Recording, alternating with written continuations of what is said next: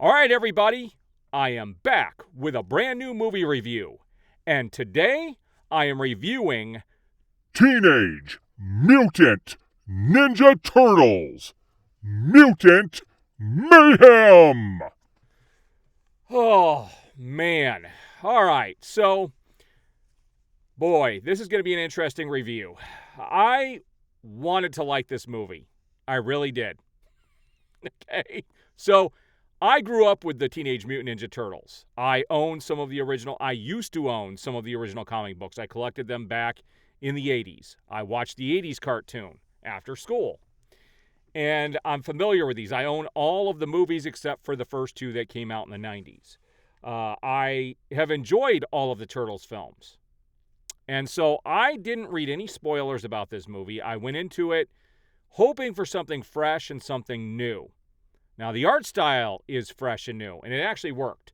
I really wish they would fix the frame rate. It's not quite as jerky as what Spider-Man, the Spider-Man Into the Spider-Verse movies are, the Spider-Verse films. But it's still somewhat jarring, and I really wish it was smoother. This had a really cool look to it. In fact, if you looked at it as individual stills, it looked a lot like maybe some of the art that they would have done back in the 80s, although it was in color and had some depth to it. Let's talk about what I liked about this film. First of all, the voice cast does an amazing job. And I'm going to pull up IMDb here in a few minutes, and we'll take a look at the voice cast. I didn't know who voiced who, except that Jackie Chan was playing Splinter. That's the only, and that was it. That was the only guy I knew who was in the film playing a specific character. The other ones, I didn't know who played who. And I'm glad I didn't. But the voice cast does an amazing job. In fact, this is the film where you really feel like these turtles are teenagers. Whereas some of the other movies, they felt like adults. These honestly felt like true teenagers with their wants, their desires, everything. It was really well done in that regard. And I really liked the final act of the film. The final act was really well done.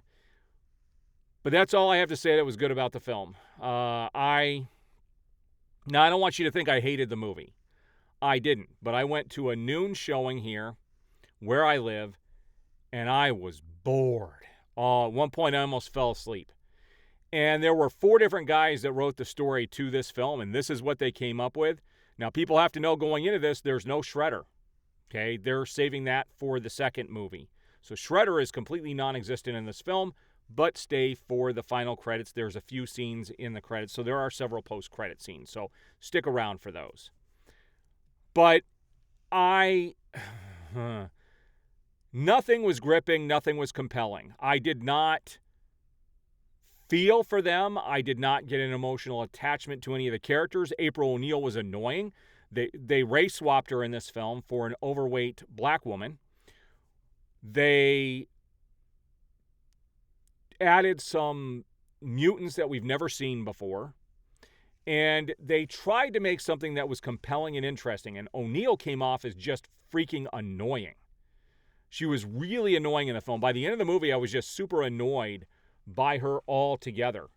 And I don't mind that they race swapped her. It really doesn't affect the story. It's how they had her act. And I just didn't, it was annoying. I would never hang out with that person in real life. Let's put it that way. So the story just was nothing to write home about. And I walked away wishing for something a little meatier. And people will say, well, maybe this was just made for kids. Even if I was a kid, there was nothing in this movie that would make me excited as a kid. I'm able to see this through these lenses. I mean, I'm still a kid at heart, through and through. I'm always trying to chase that 80s feeling, what it was like to be a kid and enjoy all that stuff as a kid. And this movie just did not bring it. And let's take a look at the cast. And before I look at the cast, let's talk about the music.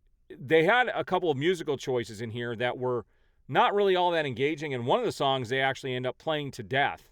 And it's nothing from any of the other films. So it's music that you will have heard on the radio, but it's nothing amazing. And there's one song they just beat to death when they introduce it. And it's like, oh my gosh. It was like what some of the choices made.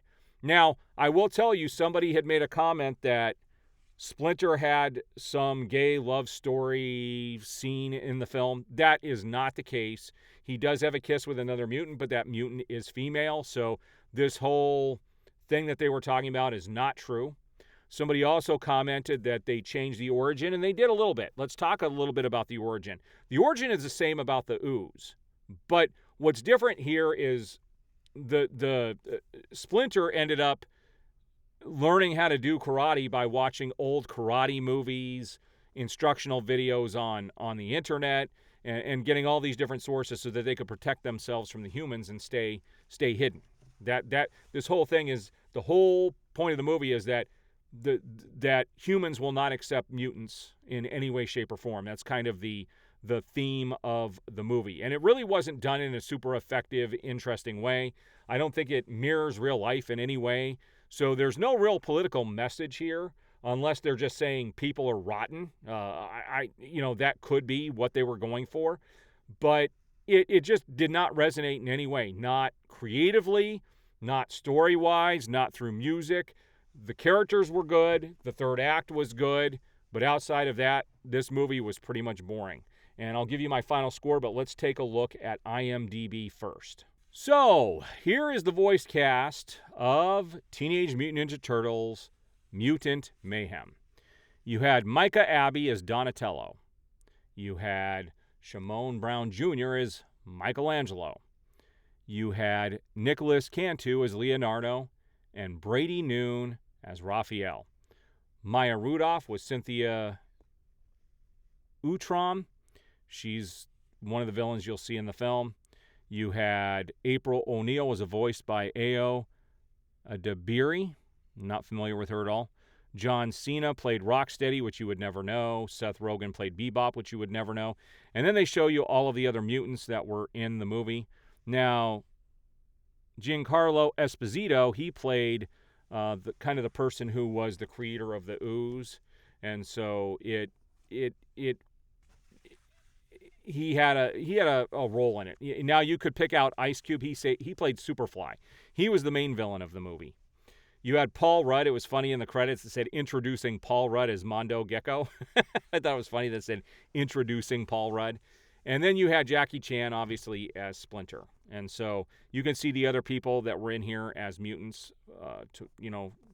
for one or the other mutants. There were quite a few mutants in this film, and that's why it's called Mutant Mayhem. All right, so let's talk about the score that I give this film.